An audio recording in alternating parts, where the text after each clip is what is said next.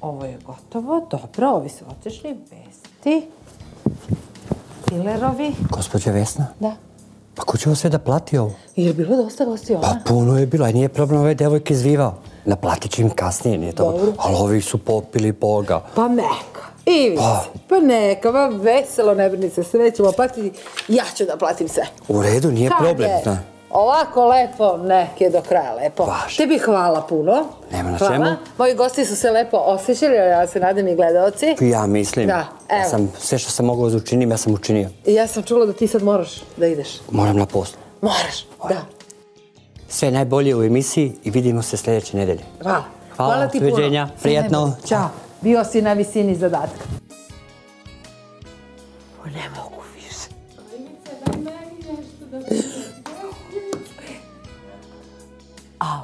Što je bilo naporno, ali zaista, toliko od mene u ovoj godini. Doviđenja.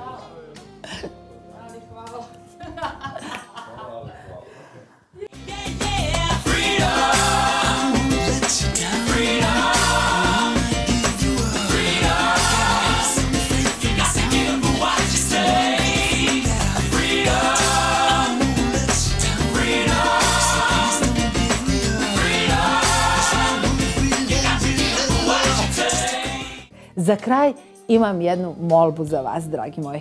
Neka to bude novogodišnji poklon za mene.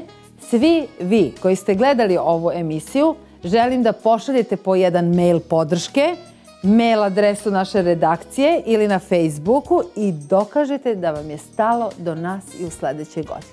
Mislim da nisam mnogo tražila, skromna sam ja, dakle očekujem jedno 50.000 mailova. Sve najbolje vam želi i uvek misli na vas, vaša Vesna.